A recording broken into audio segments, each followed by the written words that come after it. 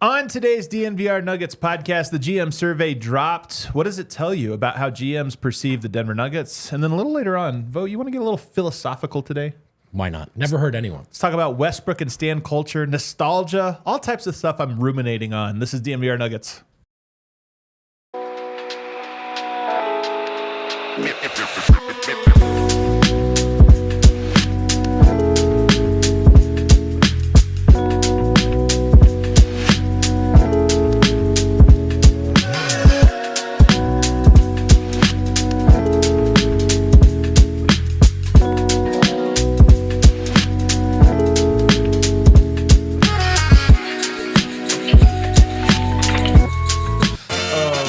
That's going to be really tough. It's going to be really tough. What they don't know is Vogt just said one of the worst things that can happen to us. Ever. And yet they'll never know. What is up, everybody? Welcome to the DNVR Nuggets Podcast. Hey, keep it down. Keep it down there, guys. Take it down. We are presented by Bet365. Download the Bet365 app and use code DNVR365 whenever you sign up. Choose your offer and find out why, whatever the moment, it's never ordinary at Bet365. As I mentioned, lots of good stuff. When it's you and I, you studied philosophy, did you not? Yeah, technically. I mean, it says that on my degree. Right. I don't remember college, but yes, is the short answer. You know, it doesn't matter. It's in there somewhere. I, too, studied philosophy in college. So we both like to get philosophical every now and then. And I'm telling you, man, I get old. I start to think about things a little differently. We're going to talk about stan culture. I've wanted to talk about this since the Nuggets got Westbrook, but talk about stan culture and talk about how I've evolved over time with respect to certain players like Kobe Bryant, Michael Jordan. I think it'll be fun.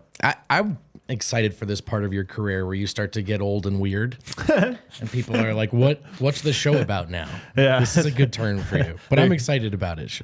I want to start, though. Obviously, we're talking about the Nuggets. We're going to get into the GM survey in depth, but I want to start by I have some thoughts that we haven't addressed on the show yet from the trip to Abu Dhabi, and it wasn't until last night that I really think I processed all of my thoughts.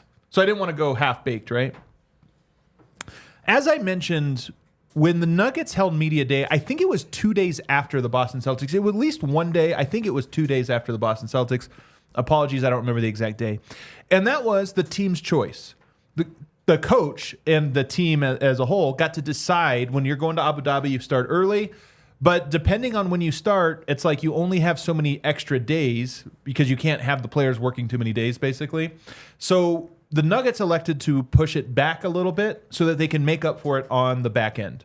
So during camp now, presumably they could get a couple extra work days in. So that's piece number one, which I just kind of took note of.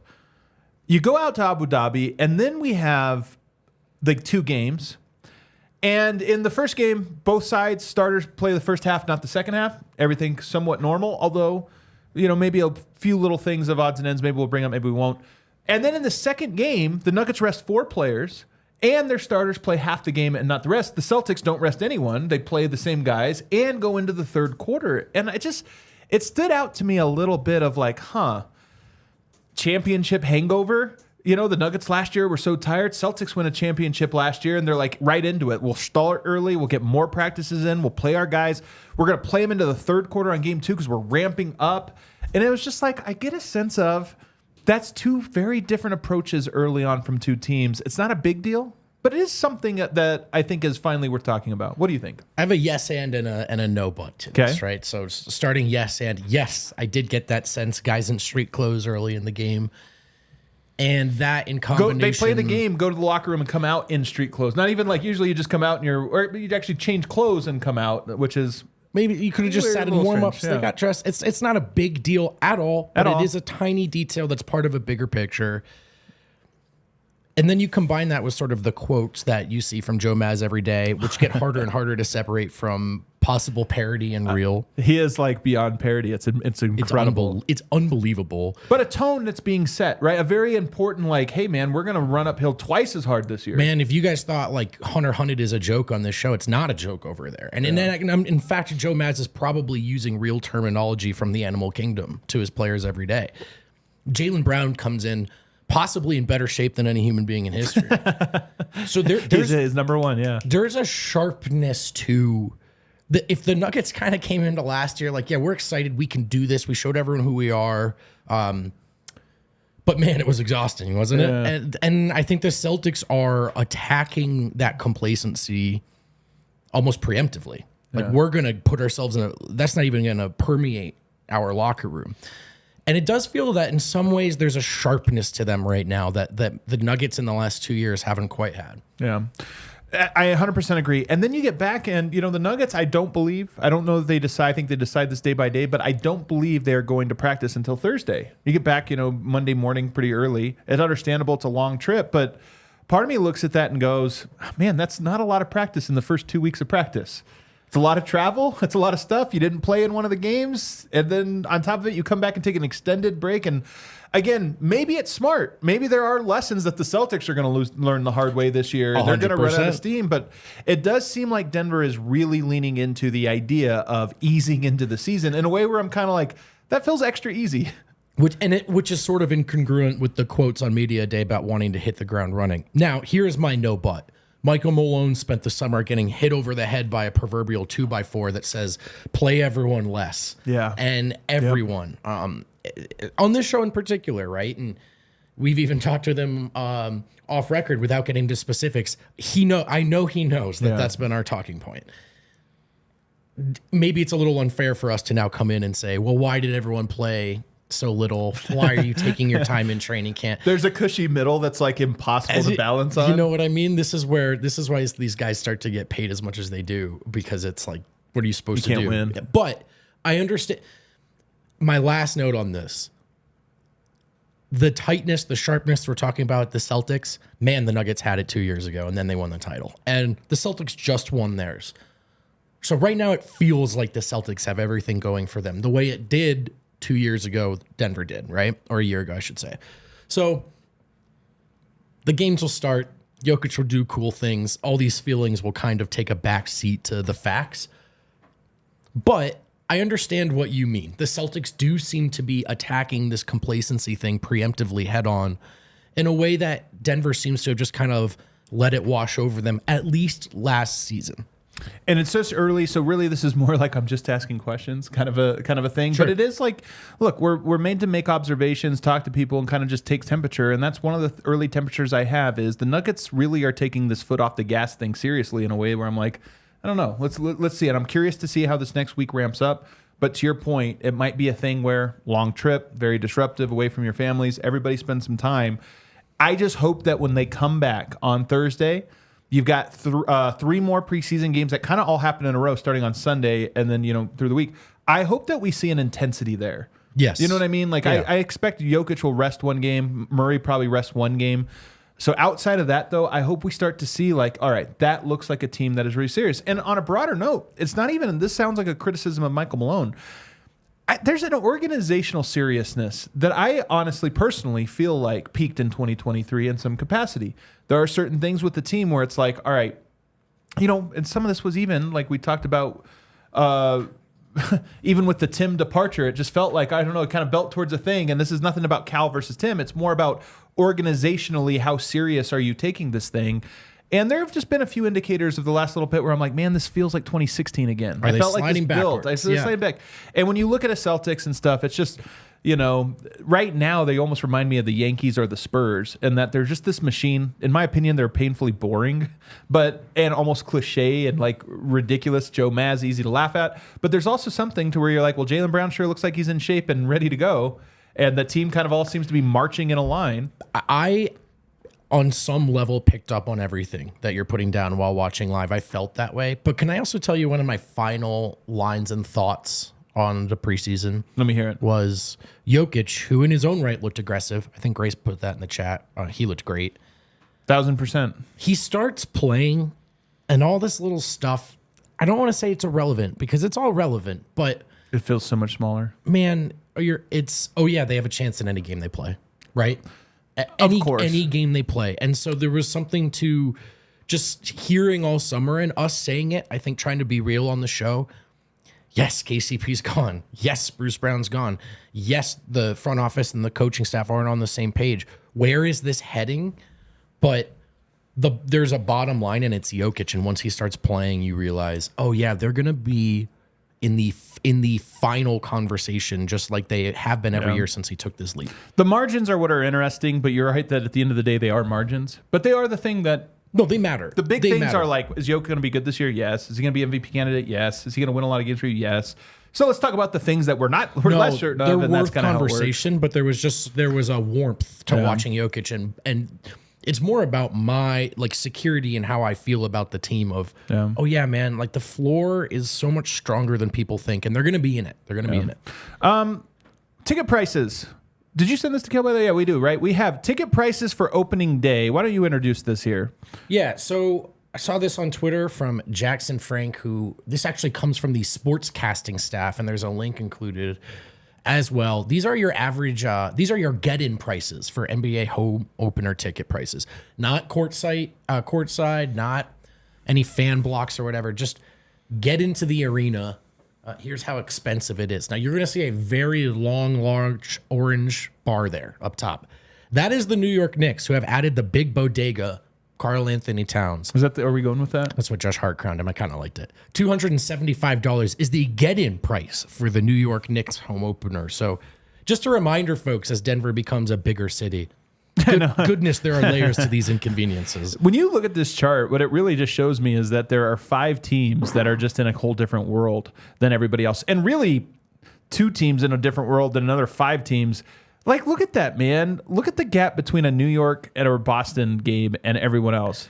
I believe I clicked this open earlier. Yeah, the average get-in price is somewhere around $63, which is what the Brooklyn Nets are charging, by the way, which happens to be more than the Denver Nuggets. $53 is the get-in price for the Denver Nuggets right now. This is a weird below average, though. I guess the Nuggets are about 11th or 12th. But yeah, it is a weird below average because you're just weighed up by those outliers at the top. Oh, yeah, the league average is at the bottom there, $64. Yeah, for sure. And then there's the Jazz, who it's $11. If you're in Utah and you want to just catch some hoop, I mean... $11 for a get-in price that's for the get-in Jazz? price. That's wild. That's $11 before your game time discounts, you know what I mean? Unbelievable. So anyway, the Nuggets, things have changed a lot in this department for them, and since I got $53, by the way, for our audio listeners, $53. $53, thank you. Since I got here, I've watched this change, right? I've watched the seats be empty and cheap to then full and more expensive, and they are more expensive than they've been in a long time, but it's kind of interesting to see it here. Still below the Timberwolves, the Wizards, the Mavericks, the Nets, the Bulls, the Kings, and then you get into the Warriors, Lakers, Clippers, Celtics, Knicks bracket. But goodness gracious, it is expensive to see the Knicks and the Celtics play. They got that new arena for the Clippers, $198. $198 for the new arena. Yeah, that's go watch Kawhi Leonard load manage. Toilets are expensive, Adam. That's true. Well, you got one for yourself at the Clippers Stadium. Although it's not just teams, because like to me, the difference between the top 5 there and everybody else on this list, maybe outside of Chicago, it's not just about the team. It's about that being the thing to do in that city on that night. It's a good point. Sacramento, right? Like that's what they have. You are right about that. And I was noticing that as well. There's a best value in basketball though, folks. Oklahoma City Thunder, $14 is your get-in price to see your probable 1 seed out west in the home opener. That really shows you also the layers to like what the NBA incentivizes. Do we want to sell $14 tickets in the finals, or do we want to sell $275 tickets? It's a really good point. Anyway, I thought it was interesting. I will say anecdotally, I've just heard a bunch. I don't buy tickets to games very often because I am credentialed when I go. But I have heard from a lot of people saying like, damn, man, the prices this year are insane. And so... it's kind of something. I mean, the Nuggets are way more popular than they've ever been, and that's sadly a part of it. But still relatively affordable compared to the other contenders or bigger markets. Also, Chet Holmgren, real quick, changed his shot. You wanted to go over this real quick. Let's take a quick look at this. What do we have? Do we have a video of this? Yeah, so it's going to look pretty wonky here from this angle. It definitely feels like a push shot. It does. Now, by the way, all of these shots are going in from the other angle. It just had me thinking, not that these two players are comparable in any other way. Zeke Naji, of course, infamously changed his jump shot and seemed to have lost his NBA level skill. Adam, on a very broad level, players, especially good players like Chet, who are already here, why might they even do this? Why are they even considering changing up their form? I mean, obviously they have somebody in their ear talking about it, like, hey, we're going to make a more consistent motion. I will say that Chet's, and I'm no shot doctor. I mean, we all saw my jumper. It's not the prettiest, but it doesn't, like, that's not something I would show my kids. Right. You know what I mean? Like this Right. new form. If it's working for him, great. There's got to be a reason. I will say one thing I think about is the perfect shot doesn't exist because everyone's body type is different, right? And that is a 7'1" guy who's so lengthy, has a 28-inch waist. His shot mechanics are probably a little different than, say, Ray Allen's, who's considered the most beautiful shot. It's true. I think shot mechanics might be most comparable to swings in baseball. Yeah. And there are some guys where just don't mess with it, even if it's unorthodox or whatever. He hits 330 at the highest level. Yeah. And then there are other guys, Jose Bautista, who maybe it was steroids, or changed up his swing, became a 40 home run hitter. It's just really interesting to me that professional level hitters at the highest level or shooters would still be tweaking these things. You would just think you wouldn't want to touch the muscle memory, but I think LeBron James is the all-time, like, I can't tell if his shot is good or bad because he's so enormous that it just doesn't look right. Like, he looks like a monster when he shoots because he's so huge. And I'm like, I just don't think he has the body to look good shooting. yeah, that's a real, yeah. What is a guy that is LeBron's size that has a shot that you're like, that's a pretty looking jumper? I'm not sure there is one. I know, and it does kind of look It's like mostly power forwards, but smashing the air Yeah, out of the ball as it brings exactly. it up. It's a good point. meanwhile, I think Michael Jordan is like the most famous basketball player ever, and I think we grade a pretty shot based on his shot. Sure. So it's almost like, oh, that's a pretty shot, but it's really just copying Michael Jordan's shot. I don't Right. know. Just a theory I have. All right, let's take a break. On the other side, enough of this. Let's get into the GM survey. The GM's a little skeptical of your Denver Nuggets, according to the numbers. I took my own GM survey. I was trying to find the best roofers in town. Unanimous. It came up Red Hawk Roofing. Play the noise. Denver's best roofers have joined the DNVR team. And, well, if you're familiar with the program, you're familiar with our friends at Red Hawk Roofing. They've been around. Quality materials, decades of experience, a quick response time, best estimators and contractors, huge DNVR supporters, huge Nuggets fans. Look, we all like being, I think, members of the community and neighbors, but when you bring people to do some work in or around your home, you want the small talk to be fun, right? So just ask them about Jokic. They have thoughts. Free, no obligation roof and property inspections, free in-depth photo reports for all inspections. These guys want to do a good job. They want to do a good job without ripping you off. They want you to feel secure in their agreement and what you're paying for and what you're going to get. Supporting local teams also means supporting local businesses. Like Red Hawk Roofing, if you are looking for a new roof over your home or business, be sure to check out Red Hawk Roofing at redhawkroofing.com or call 720-771-8921. Tell them DNVR sent you. Still bright out there, folks. It is still sunny. It is still hot. It's still Shady Rays season. Get ready for the season that just actually isn't ending. The one we're still in, the one we've been in since summer started, with Shady Rays, an independent sunglasses company offering a world-class product rated 5 stars by over 300,000 people. And here's the sell. A lot of places you could get sunglasses, but they might not have as wide a variety at a better price where you can shop with as little risk as you can at Shady Rays. If you don't like them, exchange them for a new pair, return worry-free within 30 days. No risk when you shop. Their team always has your back with personal and fast support. Exclusively for our listeners, Shady Rays is giving out their best deal of the season. Head to shadyrays.com and use code DNVR for 35% off polarized sunglasses. Try for yourself. The shade's rated 5 stars by over 300,000 people. All right, back here, segment 2, DNVR Nuggets Podcast. So every year the GMs do a survey. I actually love this, and this is done by the NBA, which I think is cool. I don't think they would do this for ESPN or something. They're like forced to do a survey. Sure. And every year it gives you an insight into how the league is feeling about players and teams. And of course, they're not always right. We did this over the summer where we looked back at 5 years ago and laughed at some of the things that stood out in those surveys.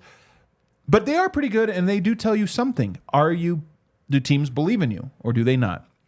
Let's go with the predictions. Kale's going to have it along on the screen for you. Which team will win the 2025 NBA Finals? The big question first. Boston Celtics, 83%. Goodness gracious. Oh my. That is a pretty overwhelming. Last year, the Nuggets and Celtics split at 33, which kind of feels right. Two favorites, at 33. But this year, they kind of feel like it's a runaway. I wonder how many times there has been a team that has won 83% of the vote. That's a massive, massive run. And on a repeat year, which is just shows you.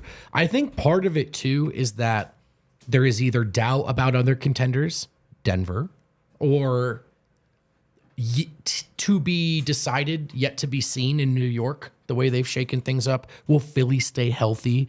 So I think, honestly, Jason Tatum said it. I'm going to say it. It's really mostly about Denver, and there's a lot of doubt about Denver right now, at least when it comes to this final layer, winning the championship. And so with them out of the picture, there's only 3 teams that got votes total. The Thunder got would look like 4 votes, and the Mavericks got 1 vote, and every other vote went to the Celtics. The Mavericks votes feel reluctant to me, and the Thunder votes are probably like, yeah, they're going to win the West, right? So Denver's out of this conversation. Last year, Boston and Denver were the 2 teams at 33%. So I think that's what is happening here. Without Denver, the easiest pick by a mile is to just say, well, Boston's probably getting back. So right. If we go down to Eastern Conference now, you see that Boston, of course, no surprise, they got all but 1 vote for winning. I thought, curiously enough, the one team that got a vote was the Cleveland Cavaliers. I love the survey. I'm telling you, the straw poll, the ESPN straw poll has ruined surveys for people because everyone wants consensus. And it almost ruins things. I love when there's a random vote. So somebody out there has Cleveland number 1, and I just love that. Most people don't even have him number 2. What changed for head coach change? It's a big change. It is a big and change. They're all young. They're all a team that everyone should be better. Doesn't that feel like the secret genius vote, though? Galaxy braiding it. You know what no one sees coming. Yeah. But there's probably a reason no one sees it coming. So not only did I not see it coming, second, the Knicks, and third, the Sixers. And by the way, if you look, second place votes, Philly actually got more. It's just that the Knicks got a lot of first or second and third place votes, so they finished ahead in the overall voting. But just if you were to lay this out, Milwaukee, by the way, not getting too much love. Orlando and Indiana both got votes. Do you agree with the order here? Boston, New York, Philly, Cleveland, Milwaukee? Sorry, really quickly. I just want Big Case Reader Energy to know this isn't the philosophical discussion. This is the GM survey. So I just want to put... He seemed confused. Like, this doesn't seem very... I'm not using my brain at all. Anyway, also just a hater. Just a hater. I know, but it was a funny. But it was hilarious. It's like to, even hating in the wrong way. Yeah, it was a good one. All right, I'm sorry. What You're was right. the This question? wasn't very philosophical. Yeah, that was it's a long show. It was just, do you agree with the order? Western Conference rankings? Philosophically. Like, yeah. Well, yeah. No, I do. I'm actually surprised that Minnesota remains as high as they do. Minnesota, we're in the East now. Sorry, he really brought you down. We're in the East. I'm sorry. Yeah, we're still in the East. Yeah, no, Boston. You know what? F it. Let's go to the West. Nobody cares about the East. If we go to the Western Conference, we look at this. The Oklahoma City Thunder received 80% of the first place votes. Curiously enough, Minnesota did not receive a single one, but they came in second. That's what I wanted to get. They got the most second place votes. 2 people had Denver, 2 people had Dallas, 2 people had Phoenix, which is interesting. Yeah, the Phoenix votes, I think, get real, you know? I don't know, man. I told you I'm buying Phoenix this year. I think they're in the tier of the Dallas, Denver. You think they're going to win the West? No, but I don't. But I'm saying I think they're in that tier that if they did it, I wouldn't be that surprised. But as far as voting for first in the West, yeah, Phoenix to me, all right, sure, I get it. Budenholzer's a good coach. I think that's a part of it. That's reflected in this survey.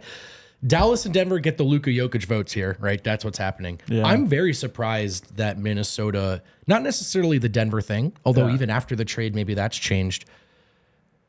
As much as I don't buy Dallas, they beat the smack out of Minnesota. And this is a pretty safe second for Minnesota. So people really seem to... Is this after the trade, do we think, that these votes came in? Oh, yeah, I think this is just fresh. Yeah, so the belief in Minnesota surprises me a little bit. Although I do think that those are your 3.5, 4 teams right there. I like the order of this. I think it makes sense. Oklahoma City, Minnesota, Denver, Dallas. And the margin between those 3 teams, Minnesota, Denver, Dallas, is 6%. Basically 2 votes separate number 2 through number 4. And I think that's right. I actually am surprised that Denver finished ahead of Dallas. So there's a little bit of hope there. Too, actually, yeah. But 80% Oklahoma City, number 1. It reflects what I've been saying. Like I've actually been surprised how many people are pushing back on me on my Oklahoma City take because I think they're really, really, really good. Yeah. And again, I think Denver can beat them. It's not like I think it's insurmountable, but I just think that they probably, on paper, look like the best team. And so 80% is a lot, man. Also, these are Western Conference rankings. I mean, I think with the OKC conversation, some folks are failing to compartmentalize. They will, in the regular season, I think they should be heavy favorites to run away with the West. I just think they have the most complete roster with an MVP candidate. So, and a great coach. That doesn't necessarily mean everyone's picking them to go to the finals or win a championship. And those can still be two different conversations at this stage in OKC's growth as a team. But they have all the pieces they need to win a lot of games and find some rest and experiment. And they have SGA as the tip of the spear, so I understand this. So just to clarify, this is votes to see who comes out of the West, not who I think it's is seeding. these seeding. I think it's in seeding. This But is- nonetheless, okay. yeah. I think this is in seeding. In seeding because it has first, second, third, and fourth. Three interesting omissions here. There's no Lakers. Last year they came in third. There's no Clippers. Last year they came in fourth. Yeah. And there's no Sacramento Kings, who I thought actually had kind of an interesting offseason, this or that. And you think like Golden State, New Orleans, and Memphis are on here. I just thought they would have maybe received one fourth place vote. So those three teams to me are kind of interesting omissions. I agree. There seems to be a divide between, in this case, what I've seen in terms of the media buying into Sacramento winning games and the GMs maybe not feeling quite as highly. Sacramento's in a weird spot. It felt... Did they peak 2 years ago, 3 years ago? I can't remember now what it is. How much will DeRozan help? They're going to be competitive, but in my opinion, they're nowhere near the tier of teams of, Denver, Dallas, Minnesota, OKC. They've got a lot of players that I think will be meaningfully better this year because they're at an age where they should still be getting better. So we'll get to them in a little bit because I have another player that pops up on these lists. If we scroll down to the next question, who will win the MVP? Shai Gilgeous-Alexander, the lead, 40%. Luka Doncic, 30%. And then you get 2 votes apiece for Tatum, Jokic, and Embiid. This tells me that GMs suspect that there is probably voter fatigue now with Jokic. Because it's 2 new candidates. Even Embiid, it just feels like this is there's fatigue, there's new guys in town. And was this the end of Denver's little chapter? Well, this paints maybe yes. So, and he's 29 and has 3 MVPs. So now you're talking about being 30 and winning a 4th, and that is you're in unlikely territory no matter how good you are. It's very, very difficult to do. So I am not surprised to see Luka and SGA running away with this one. Giannis not making the top 5 is crazy to me. He received 1 vote, but so did Anthony Edwards, and then Jaylen Brown. That's crazy to me. Is this the brightest timeline for you? Is that Jaylen Brown actually wins MVP? You said Does he not look like their best player? But yeah, I mean, I think that I think this is a turn of the page kind of prediction here, right? That we're just kind of done with the Embiid Jokic stuff. Tatum was never really in that conversation. Have we unveiled our theme yet for the season? Remind them? Have we? Yeah, we have. Are you sure? Yeah. I think we just recorded with them but didn't release it Yeah, yet. we have not released anything with that, but we haven't now told people anybody. know. Yeah, thanks for that. That's why I asked it. Oh, in why did stealth you mode. ask me on air? Well, I thought that the way I asked it doesn't matter. Nobody heard that. It does feel like the Nuggets are in for a reminder year. Yes. Even Jokic here being down there and there's no way he could do it. They're probably not going to be a high enough seed. It's a reminder year, I think, in a lot of different ways. If you were starting a franchise today and could sign any player in the NBA, who would it be? Victor Wembanyama, no surprise, gets 77% of the vote. Here's my question. So Shai Gilgeous-Alexander behind that and Jokic. I think it's absurd to think that you would start a team around Shai instead of Jokic. I love Shai, and I think he's great. There is this thing where when you look at the top 10 players in the league at any given time, it's clear that you would rather start your team around 3 of those guys as opposed to the other 7. And I love Shai. I think he's great. But come on, man. I'm with you. What are we The other doing? 3 names here make Luka, for sure. Jokic, and Wemby. To be, I I don't- still think you could throw in Giannis and these players. in I there. also think there's for some reason the perception is that Shai's this crazy young player. I think Shai's 27. I think he's 26. He's still But that's what I mean. He's not 19 like Ant is or Yeah, something. Right. I am surprised at this one. It does feel to me like SGA is in this conversation becomes someone is really good every year and gets themselves in there, and they've earned it through their play. But I think if you pulled almost every NBA fan aside in a bar and you said, hey man, Luka, Jokic, Wemby, or SGA, I think you'd probably be disappointed to pull SGA in that pack, I think you probably would too. I will say this though, if I predict next year's survey, Wembanyama get more than what percentage of the vote does Wembanyama win next year? Because he'll be 21. It's not like he'll be old. No, probably over 80%. We're looking at Celtics numbers there at that point. I think there's a good chance Wembanyama like rises in percentage here. I'm pleasantly surprised Jokic is still at 10, to be honest. Is it his last year? Well, no, he always gets overlooked in these because these weird. When he was a young prospect, he was never on anyone's You're in right. 5 years list, You're right? right. And then when he was the guy, everyone wanted to find the next guy. Yeah. So there was always Jokic never got represented in these lists, but I kind of like the 10% that still said here. Like That's 3 people. That means 3 people said him. Are we sure he's not going to just be the best player in the NBA for another 5 years? Because I'm not. Is this his last year on the list? He'll be 30 next year. Like, I don't know if you start a team around a guy 30. Yes, I think LeBron this was is. on these lists till he was like 36. Yeah. I think this is Jokic's last year in double digits. Really? So he For might get this one question, vote for next year. This question. Do you think it's interesting that nobody answered Anthony Edwards? He's like he's the next toughest guy to put, because I think you could make a case for him. He's young, he's dynamic, he plays defense, he shoots, he does everything. It feels like people got burnt by the Shea thing, because Shea was not Shea by the Ja thing, because Ja was at the top of all these lists like It's 2 different years though. ago. That's a guard though. Like Anthony Edwards is a shooting guard. Like to me, the shooting guard is he's big. You know, there's never a size matchup that's hurt I don't you. know. I think Ant had an opportunity to be well ahead of schedule and leapfrog some guys if that World Cup run went differently. And then maybe if even on this Olympics team, he starts with that quote, like, I'm still this top option. He was nowhere near the top option by the end. So maybe there was a little for everyone. And even the Western I Conference forgot about Finals, that. they beat Jokic. It's incredible in Denver. And then they get to the WCF and Luka kicks their butt. And maybe it was just for everyone, not that you're selling Ant stock, just slow our roll. There are still guys ahead of him there, you know. I think it's just that Wembanyama ate up so many of the votes that there's not a lot of other people to get options on. Well, if you're this, going to so. go young, Yeah. then you just start going Wemby. That's a good point. Any chance Wembanyama shrinks on this list? Maybe. Is there a chance that next year it's actually like 70% instead of 77? I wouldn't say next year, but then look, for all of his talent, for everything he looks like he's capable of doing, what are the odds he has a career that's even remotely as good as Jokic's? Even with his even with his talent. High. He's just such a defensive juggernaut, man. So I know, but the odds of 3 MVPs in 4 years are not high for anyone, right? That's so true. Here's my point. He should be where he's at on this list, but there's no guarantee. Like anyone else, you go 2-3 years and you haven't won a title, people start getting weird. Yeah, it's true. All right, let's take a break. On the other side, there's a whole lot more to get here, including some interesting things that show you how the GMs are thinking about the Nuggets. Cool. Getting better at this. Gotta let the transition go first. Also helps to be ready to go. Oh man, speaking of ready to go, if you want new flooring in your home, I'll tell you right where to go. Empire Today. Does that sound familiar? It should. They're the best in flooring. You've probably seen their ads your whole life, spanning your whole life. You probably know the jingle. I'm not going to sing it, but now it's in your head. With Empire Today, you get to shop with at-home convenience, and you get the right product for your needs. Quick and professional installation and a price match guarantee. It's the best place to get new flooring. You're going to see copycats. Here's how you know. Places who say they advertise the lowest price flooring. That's because they're carrying flooring so below quality, so below standard, Empire Today wouldn't dare put it in your home. Many have tried, all have failed to emulate. Their philosophy is to help you find what you need, not overwhelm you with thousands of choices and substitutes. Check out their virtual floor designer for that reason.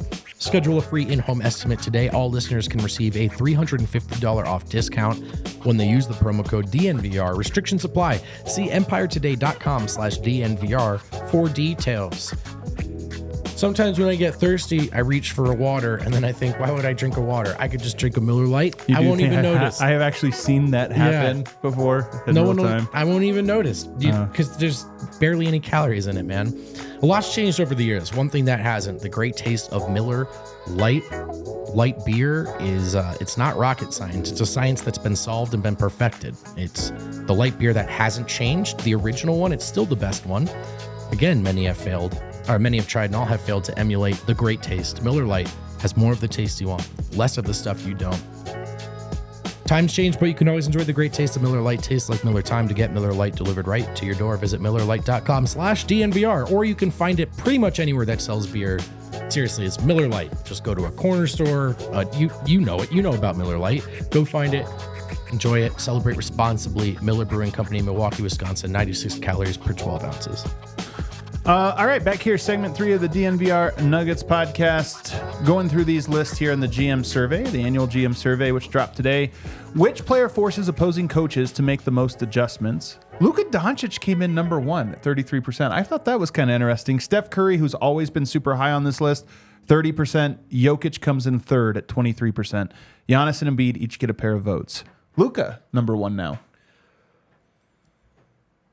I think a lot of this comes down to he's a point guard, but you match up with him with a wing. So that's like number 1. Well, the funny thing to me is we're fresh off someone having a blueprint to at least making life harder for Jokic. So, okay, you force people to make this adjustment, but now there is one. Except Minnesota just made that trade. So it's really funny. I kind of think this might change a little bit. However, we have all understood and noticed that for as great as Jokic is, he's still a center. You still need someone to be able to get him the ball.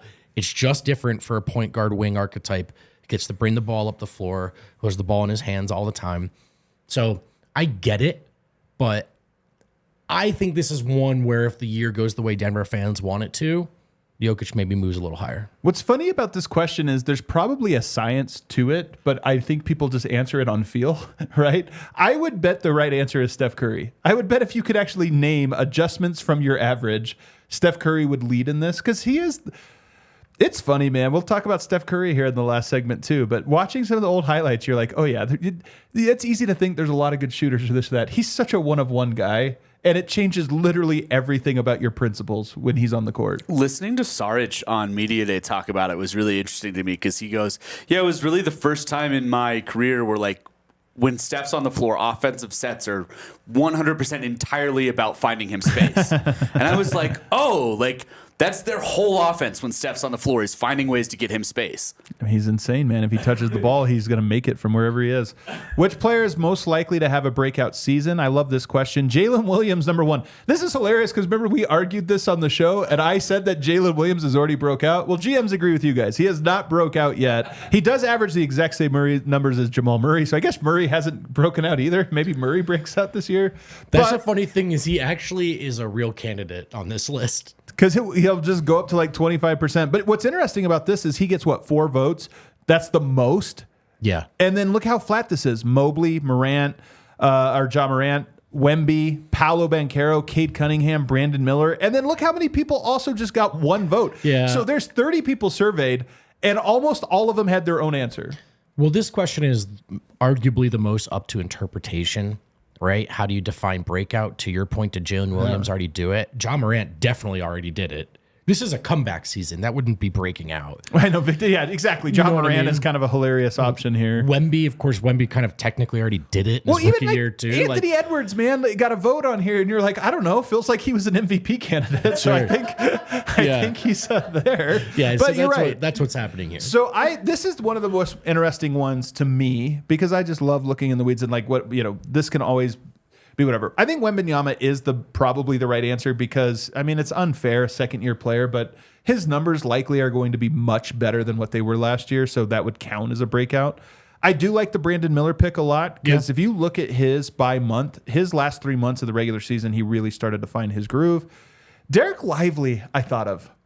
I don't know if he was on this list or not. Is he on there somewhere? He is on this list. He's like he got one vote. One vote. So Derek Lively to me is a big who is skilled, like he has more skills than he has shown off, but he has accepted all right, first year, I'm just going to roll to the rim, I'm going to dunk, I'm going to try to play defense.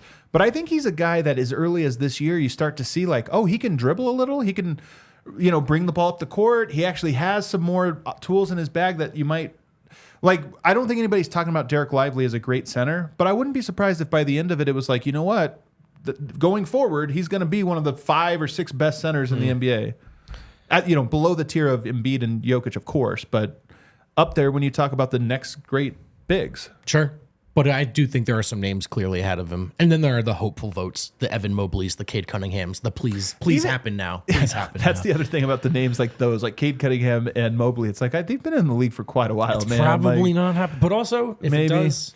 Andrew Nembhard, remember what a great playoffs he has. That's a good pick. He was awesome in the postseason, especially when he needed to up his minutes, and then was great for Team Canada. And then my personal there's not going to win breakout player of the year, but a guy that I kind of have my eye on, we'll call maybe one of my guys. Cam Whitmore is really freaking good, man. Dude. He's really, really good. He's awesome to watch in person, too. I think I'm a year early on the breakout. He might have a Jalen Williams-esque breakout where like he gets it, but then people pick him next year to have the breakout or something. They've got a lot of guys too. They do have a lot of guys. How does that all shake out? I'm not sure what kind of I'm not sure what he is just yet, but popped in the summer league buildings, man. Those dunks were ridiculous. Naturally talented. Can I ask how Cam Thomas even qualifies for this? Clearly nobody knows the answer to this. Like this question is too wide. Oh, that's Brooklyn's Cam Thomas. Yeah, that's what I mean. He's been in the league like a long time. Well, maybe they're just thinking there's nobody else to shoot the ball. So like you give a guy who wants to shoot 30 times 30 shots, he's going to be like, yeah, look at those numbers. Somebody, was it like on the Simmons pod or something? Somebody, he was saying that a GM told him he thinks Cam Thomas is going to lead the league in scoring or something. And I was like, what? We'll find out. Who's the best point guard in the NBA? Luka Doncic, number 1. Shai Gilgeous-Alexander, number 2. Steph Curry, number 3. Then Jalen Brunson. I think, I thought about this one a lot. I hate Luka as a point guard. I just don't think that. I know he plays that role, but he's not. But he also really gets votes for small forward. I know it's a little weird. I think Steph Curry, until further notice, I'm just going to keep voting him based on what I saw at the Olympics. Hey, I'm like that was pretty overwhelming. These 3 names, all fine. Jalen Brunson, I think, is easily the next name. How many names do you go before you get to Jamal Murray right now? It's a lot. We don't want to play that game. Okay. It's too down. Right. Best shooting guard, Anthony Edwards now has supplanted Devin Booker as the number 1. And I saw this at first and was like, what? And then I was like, no, I think that's right, actually. I think he might be number 1 now. Shooting guard.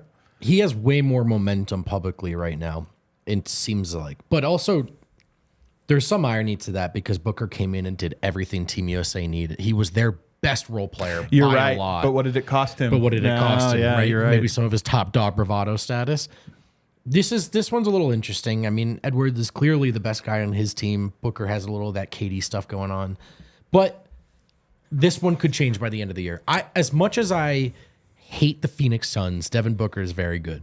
Small forward Jason Tatum wins with 47% of the vote. But what's hilarious is Luka Doncic comes in second for the 3rd position in a row. Kevin Durant's on there, LeBron James, Jaylen Brown. You know what's funny about this one is how much it's still old guard, right? Like it's Tatum that's and true. then Durant, LeBron still. Best power forward, Giannis wins 77% of the vote. Kevin Durant gets 1. Anthony Davis down 3rd. Draymond Green, Sabonis, who's a center. Come on now. Tatum, Wemby, all make the list. But I think Giannis is correct. I would maybe even have Anthony Davis number 2 personally because these other guys are like wings. Yeah. And then best center, the one we wanted to talk about, Jokic, 87% of the vote. That is 2 votes lower than last year. Yeah, last year 93%. Well, he's coming off the championship. But you know what this is? What is it? Victor got a couple. He probably stole 1. Stole 1. And then Embiid stole 1 of the others. I can't. Somebody watched last year and was like, you know what? Embiid's past him now. Well, after he finally came through in the postseason, how could you not? Highest percent of total votes on position questions, Jokic, 17%. When Jokic wins one of these discussions, and there are more kind of esoteric ones, when he wins one of these polls, he usually wins in a landslide. Best offseason, Oklahoma City runs away with it, or in Philadelphia and the Knicks. Those are the teams that made the big moves. Sure, Player easy. Acquisition, Paul George got number 1, which I thought was kind of interesting. We'll see if that's true or not. If he stays healthy, that can very well be it. And then most underrated acquisition, people had Alex Caruso number 1. I mean, it depends on how you rate these things. I think Hartenstein might actually be my personal number 1. Yeah. But KCP number 2, underrated. First of all, I think the Caruso acquisition is rated quite highly, so that's my bone to pick there. KCP, yeah, I mean, look, it's not the same as when Gary joined Orlando. They have something cooking. They're finally at a place where a veteran who can play D and shoot helps. So I get that. And I'm not gonna turn on KCP. So 19 minutes, 0 for 2 shooting the other day in their preseason game. I'm not doing it. Dante DiVincenzo. Nuggets legend. I think Dante DiVincenzo to me would have been up there. Hartenstein and DiVincenzo to me are the most under. And Tyus Jones. I think Tyus Jones is a great one there too. Those are my 3 that I would have picked as my 1, 2, 3 in some order. Which team will be most improved? Memphis Grizzlies kind of ruined this one because it's like I made it, but sure. they won all the votes. Yeah. Most surprising offseason move, who cares? Rookies. I don't really care about the rookies either. Best player in 5 years, though. This was an interesting one because look how many people receive votes. Usually there's like more or less consensus here. You know what's interesting about this one is how Zach Edey falls off. So he's your second for Rookie of the Year, but he's nowhere near this 5 year. Did you see him on the court? Because you always have college where the guys look like monsters and you want to see him in the NBA. Still looks like a monster. Right, he is one. Yeah. He's enormous, man. He's a skyscraper. He is enormous. And on the other side, Reed Shepherd looks like a little boy. I say that with full awareness as someone who looks like a little boy, but he's very good. So best international player, Jokic gets 87% of the vote. Love that one. It's Luka and Wemby. Yeah, no that's Giannis awesome. votes, by the way. Like Giannis just... I still think you got to have Giannis over Victor. For this one, You're right. now, For this that's right a now, little early. you're right. It is a little early. I can't believe I'm doing it, but I'm a little... Giannis has been... This is what happens. He's not Jokic, but he's not... This he's is not what old happens, news, man. He's good. They push you right to the side. Best defensive player in the NBA, Wembanyama is already anointed. Bam Adebayo number 2 is weird to me. Rudy Gobert 3, then Drew Holiday. They break it down by perimeter defender. Drew Holiday got number 1. I disagree. I'm curious. Drew Holiday's a great perimeter defender. I think what makes Drew Holiday great is he's good at so many different things. Yeah. But if you said just perimeter defense, I don't know, man. I really love Lou Dort. I think Caruso's great at certain types. OG Anunoby's phenomenal. I'm not sure if Drew Holiday, but 43% of the vote, almost half the people thought it was him. I think it's like you said, you're not going to give him best defensive player because Victor and Rudy and all that, but you got to give him some love somewhere. And while maybe specifically just perimeter, Holiday's the best all-around defender at that spot, I think. And even Herb Jones, like if you're just isolating one thing, I think it makes sense. Drew Holiday, the better player than those guys because he does so much. Sure. But I wanted to turn on Drew isolated? Holiday so bad because I thought maybe Why? people, He's the most lovable guy. Well, because he was in Boston, and I thought maybe people overrated some of it, and I was like, well, he still takes really bad shots, and then he was just so good for Boston, so I have to take my L. Best interior defender, Wembanyama gets 40% of the vote. Gobert gets 37%, which is interesting. Anthony Davis, 10%. Bam Adebayo, 7%. And then Giannis and Jaren Jackson. Who voted for Jaren Jackson, man? Jaren Jackson Jr. I like, but best interior defender, come on. Best shot blocker, okay, maybe, but He's actually not even that. maybe number 1 on the list of guys that, okay, I believe you, he's good. I don't see it very Some much. of this is we're ruined by Yoke. Yoke goes up against all these dudes and just smoke. Like Jaren Jackson is like, get I'm out of also here, not man. watching every game, so there's that. Most versatile defender is funny. Giannis gets number 1. OG 2, Victor 3, Bam 4. I still think that this, like, if I was making a vote, Anthony Davis to me ranks high on this. Like, I think Anthony Davis's defense has become underrated somehow. Maybe because every time you go against Jokic in the playoffs, it ruins you. He had a 2-year run of Jokic embarrassing him. You're like, this guy can't shut anybody down. It's like, no, it's just Jokic. It's incredible, man. And Anthony's like, you do it.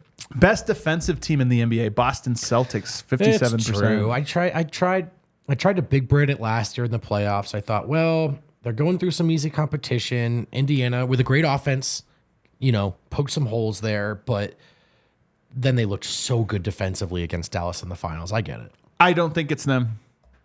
I think it's going to be the Oklahoma City Thunder this year. I think their defense is being slept on a little bit based on seeing these numbers. I think they have insane perimeter containment, and I think Hartenstein is kind of a sneaky great player, especially when you can play him alongside Chet Holmgren. I think they are going to be the best defensive team. And then some of this is Boston is like, are you saying with the injuries? Or are you saying only at full capacity? True. It's that's hard. True as but well. I think the Thunder's defense, and then Minnesota, I'm curious. Let's put it that way. I'm curious. It could still be them. We'll see. Best head coach, Eric Spoelstra wins. Mark Dagnott, number 2. Steve Kerr, 3. And then you get Chris Finch gets an honorable mention on this along with Budenholzer. That stood out to me. Best coach, Chris Finch. Yeah, well, I guess that Game 7 win went a long way for him there. Because to be honest, I thought Malone would get the 1 vote here. Like not actually really the best coach of the NBA, but somehow kind of represented on this list. Like I know that Budenholzer and Finch are good coaches, but are they really the best coaches in the league? So I'm surprised that these 2 guys got that spot. Finch definitely earned it over Malone with last year. I can say that. Which head coach is the best manager / motivator of people? Eric Spoelstra, number 1, which is surprising because I didn't know that was like the MO for him. I thought more as part of it, but as an overall kind of basketball genius. Yeah, and leader, I guess, a little bit. I don't know. Steve Kerr right there, which is kind of funny to me because it seems like everyone in Golden State hates him. Joe Mazzulla, motivation through weirdness. Greg Popovich, okay. Doc Rivers, okay. Jason Kidd. Doc Rivers. Well, that's what Doc Rivers is known for. Yeah, kind of. I mean, that's what he's known for. Yeah. Jason Kidd, and then Mark Dagnott. Michael Malone does get a vote along with Tom Thibodeau. It might be the first time I've ever seen him receive a vote. Yeah. Well, I thought he would be on this list. I thought he had his best chance of popping up. So I guess motivator. Well, maybe you were wrong because he pops up again on makes the best in-game adjustments. Ty Lue, this is what he's known for. Didn't see this one coming. Eric Spoelstra, number 2. Mark Dagnott, number 3. So Eric Spoelstra and Mark Dagnott are considered 1-2 by other GMs. Just something everybody should keep an eye on. Rick Carlisle, Taylor Jenkins, Nick Nurse, and then honorable mentions to Chris Finch, Will Hardy, and Michael Malone. I think some Nuggets fans that frequent our chat would be surprised that Malone got a vote there, but can be. Which head coach runs the best offense? Rick Carlisle, then Joe Mazzulla, Chris Finch, Steve Kerr, and then Michael Malone gets another one here, which is kind of interesting. You have Jokic and you only get one vote. Well, Malone has famously told us that he doesn't really run an offense. He has Jokic, so that's kind of the thing. Best defensive schemes, Spoelstra comes in 1. Finch, number 2. So that's where Finch is getting the bump is defensive schemes. Tom Thibodeau, 3. Joe Mazzulla, Mark Dagnott, Jamal Mosley, Ime Udoka. I mean, defensively, the Wolves, who did not win the title, are the team that stopped the last offense we thought was unstoppable prior to Boston usurping. So this next question is interesting. Which new or relocated head coach will make the biggest impact on his new team? Mike Budenholzer comes in number 1. I just think this part is underrated, and this is part of why I'm buying the Suns. I think that the coach I think Budenholzer will make a meaningful impact on them, and I think that their roster just has more pieces to combat their biggest weaknesses. So I'm buying the Suns, sadly. Hate to say it. Hey, man, listen, it's your money. You know what I mean? I don't tell my friends not to buy more beer when they're drunk. Like, they're adults. Kenny Atkinson is my vote here for Cleveland. Who's the best assistant? David Adelman did get 1 vote, which is kind of fun. I just don't know how we would know. I know. Active player to make a head coach. It's always Chris Paul every single year. If we go on down, which team is the most fun to watch? The Pacers got 37%. The Thunder got 27%. I don't want to be a hater. I knew you were going to do this. Are they fun to watch? They're really good. I respect the hell out of them. I think they're going to win the West. I think it's they've got the young, fun core thing going on. You think that's what the GMs are thinking? I like how they do this. Kind of. Everyone's like, they're so fun and young and they got shape. But I'm with you. There's a little bit of like, all right, spread out, watch them draw foul. Watch them draw foul over and over again. It's not that fun. I'm very thrilled that the Nuggets are tied for 3rd. They're tied for 3rd. Ahead of the Celtics, at least. You boring. They should still be there. Celtics are so boring. Don't give up on how dope it is to watch the Nuggets, man. Home court advantage. Somehow the Nuggets gain 10% on home court advantage after losing 2, after blowing a game 7, losing. I think they lost every game at home to Minnesota. No, so sure. Why not? Why not? Which team will have the league's most efficient offense this season? It's the Celtics. The Nuggets did not even receive a vote. Which teams? Well, they don't shoot threes. Yeah, that's what everybody's thinking.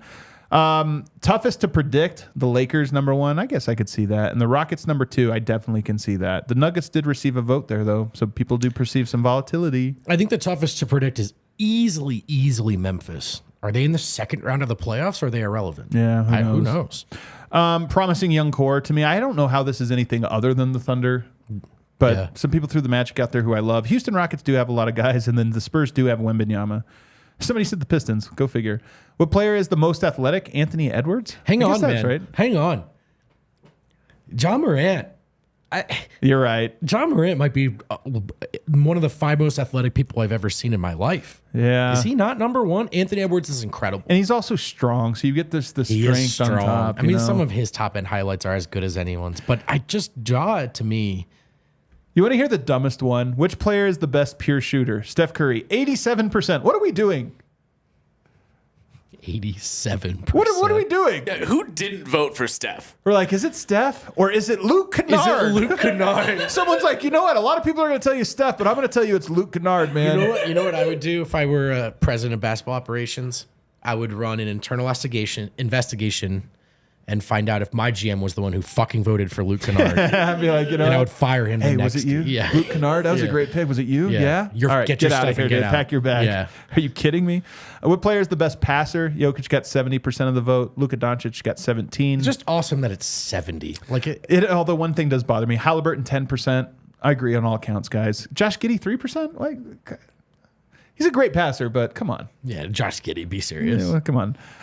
Best leader, Jokic tied for 4th. He got 2 votes. How cool. Which I find interesting. I don't think accurate. I think he's a good leader, but he's a lead by example guy, not a talker. Is that all? Best basketball IQ, Jokic 53%. LeBron's still coming in with 30%. I know this is my hottest take. I think Jokic's basketball IQ is higher than LeBron. Or feel for the game, whatever you want to call it. It is. But I do think LeBron's the only guy I've seen in my life that is, maybe Luka too, is on that level, but Jokic is the number one. Can I actually say most versatile player in the NBA? I know this is about defense, but Giannis and versatility. I know. Some of versatility has to be offense. Well, you just stick right? him in the corner. He'll drain the three. Yeah, I don't know, man. Who do you want taking the shot with the game on the line? Steph Curry gets 40%, KD 23%, Luka 10, Jokic 7, Jamal Murray does get 1 vote. So Jokic and Murray both come in on the list, which is kind of cool. Jokic should shoot more with the game on the line on the real team that he's on. Yeah. And that's more or less it. So I think the GM survey is always interesting. Some of those stuff is interesting, but I would say my big takeaway is everyone is as high as ever on Jokic, but lower on the Nuggets. I think it's fair. It's setting the stage for a reminder season, Adam. It is setting the stage for a reminder. I want to end. We only got 5 minutes here, but a little philosophical corner here because, I was on TikTok or Shorts something the other day. I think it was TikTok. And there are great mixtapes on TikTok. My favorite basketball. Have you seen this, Kale? This is right up your alley. TikTok has some really good content creators and video editors, and they make mixtapes that have a story to them a little bit. And I was watching the one that it starts with Kobe talking about MJ, and then MJ at Kobe's funeral. That it's highlights of the two of them together, and it's just as time goes on, I keep thinking I grew up in this era. So I grew up, it was MJ occupied a space. They overlapped a little bit, but then Kobe came in and Kobe had his own time. And those were different times. And the further we get away from it, the more it feels like they were in the same time. And this new era is but it's Kobe is right in between now and then, but he's sort of perceived as both then. And then you see the emotional thing. I don't know. I just it was cool. And it made me, this is probably a function of just getting older. I see these nowadays and I just get so nostalgic. I was almost I sent it to you over there. I was oh man, I'm crying at my house right now. Yeah, the first layer of this is that is what's happening. You're getting older. But I'm into nostalgia. Okay. Second question, which players do you think Jokic would be associated with 20 years from now? That's a great quote. Jamal. I think for sure Jamal. I think, 15 years from now or 20 years from now on the 8th different app besides TikTok, a video is going to pop up of Jamal and Jokic. But it's going to be Jokic is Jokic who did he take the torch from in their eyes? Do you know what I mean? Where does he sit in that where they're timeline? different eras, but they'll feel like they're together as we get removed. It's definitely Tim Duncan, but they played each other 2 times. I don't know that. I think a lot about how Jokic's myth will age. And it probably will be most like Tim Duncan than anything else. Yeah. Where there's a group of hardcore people that watched every game that are going to be emphatic till the end. But your TikTok videos and stuff like that, they're probably not going to be about Jokic so much. Here's what hits with Jokic, and this is just you experience life. I think everybody is going to experience this. I'm 40 years old. Kobe was my favorite player. I've mentioned this many times. He was my favorite player for a long period, and it was the period of time when I was playing basketball, high school and college years. And I was obsessed about studying his game. It was that. And then there was a point when I was not a fan of his, and it really was after 2011, basically 2010, 2011, where I was just I actually disliked him and I thought some of the stuff, whatever. And then when he retires, it's I come all the way back and I'm almost nostalgic for the good old days, of watching him play. And it's not just him. It's a lot of players, Tracy McGrady, a lot of guys of that era. And it makes me think about some of the reasons I disliked Kobe were in my opinion, still valid. I didn't love all of his decision making. I didn't love all of his leadership and different things and, this or that. So there were real reasons about why I, didn't like him. But then when the nostalgia comes back, when he retires, you kind of go who cares though? Allen Iverson's one of the best, most entertaining players of all time. He did more wrong than right, in terms of what is optimizing it. But you know what? That's not why you liked him. Oftentimes, the soul of a player's game, not a soul of a player, but the soul of their game is disproportionate, a seesaw to their effectiveness to it. And it's Tim Duncan was an incredibly great player, made great decisions, but it was a little less soulful than, say, Allen Iverson or what have you. And that's why I come to Westbrook, because Westbrook in our experience has more stands than we've ever been exposed to. For us as media people, just so everybody knows, Westbrook signs with the Nuggets, and all of a sudden there's all these new people in the mentions and the chat and all this different stuff, and it's good and bad. But one of the things I come back to is I'm like, why is he such an attractive figure? Why does he have such a big fan base? And I'm like, because on the soul scale, he's a 100. His game has 100 soul. Something that American basketball captured very well, right? That Totally. soulfulness. And we've come all the way around on watching Jokic, which that taught us about efficiency and schools of thought on basketball. We've been saying this for the last year and a half. It's really about a beautiful blended marriage, if you can, right? It's not that one is necessarily superior. But this stuff, I think, has the staying power for this sort of becoming iconic, the myth building. Yeah. And I think there's something kind of interesting about maybe Russ or Jokic, a player who, is so much maybe more on the efficiency side of this conversation, can bring the best out of one of the most soulful players we've ever seen. And could them on the same roster lead to something beautiful? But it also makes me just think of Jamal Murray, who right now, he's being sort of torn apart for all these reasons that are relevant, very, very relevant. Yeah. And he's not the best version of himself right now. And in my opinion, fair as well. In my opinion, I don't is he the best version of himself as a basketball player? Maybe not, right? Just in terms of doing every little thing you can. There's a lot of soul there. There's so much. And he could, if they come back and this season goes the way we want it to, Murray is going to be a guy where the further we get away from it, you don't remember the heating pad or the press conferences or the grueling 18-point performances against bad teams. Or you might remember him, but it just is it's diluted in the ocean of soul that he brought to the game, the way that Iverson or Westbrook or even Kobe Bryant, when the highlight pops up, I'm not thinking about how he shot too much. No, you're thinking about we're ready for this. Yeah, exactly. So I don't know, it's just kind of interesting. And Jokic is just, I don't know. Jokic has kind of grown into some more of that stuff himself as well. There's a little more kind of soul and anger to Jokic's game than there ever has been. So. Yeah. Murray is absolutely what I thought. I mean, Westbrook obviously here, because I think Westbrook's game is easy to both glorify and vilify, depending on what side of it you look at. But the truth is, in 10 years, we're going to look back at Westbrook's career, whether you're a hater or a lover, and be like, damn, that guy had some soul. Super dope that he played.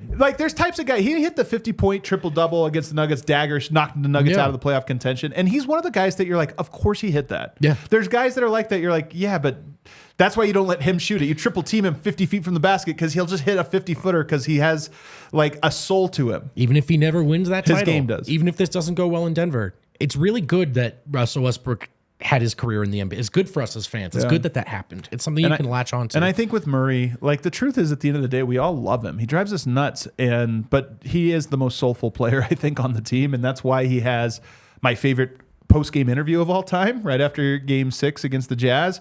It's why he has so many iconic moments, and it's why when we did the top 10 moments of the Jokic era, he occupied 7 of them, and we're like, hold on, it's the Jokic era. How's Murray here? It's because when he hits, when he's there, it's just the most emotional experience. So now you got Murray and Russ on this roster with Jokic. It could get weird and ugly and bumpy at times, but there could be some really beautiful and soulful moments. We want to run through a wall for this team. I have a feeling we're going to get a lot of those this year. All right, Kale, we got a couple super chats. Brett Morris. Hell yeah, Brett Morris. Brett Morris, take 2. Super chat question here. Hey, boys, do you think we're being a little too hard on Tenacious Z after only 2 preseason games? I thought his first game was pretty impressive. No? Love you guys. I mean, look, I don't draw any conclusions for these guys after this. I mean, this was 2 preseason games around the globe after a 17-hour flight. They're the least meaningful preseason games.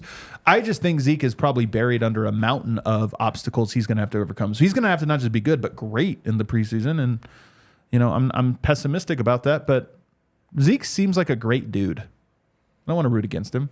No, I hate rooting against him. But it's been more than 2 preseason games for Zeke is kind of the bottom line. Josh Barnett from Down Under. Thanks for the later start, commuting with the legends. Legends. Hell yeah, Josh Thanks Barnett. for hanging with us, brother. Thanks for hanging with us. We're taking tomorrow off, guys, because the Nuggets have a game on Sunday. So we're going to have shows on Thursday and Friday. And then again, Sunday, we're back to preseason basketball. Everybody, thanks for tuning in. Hit that like button on the way out.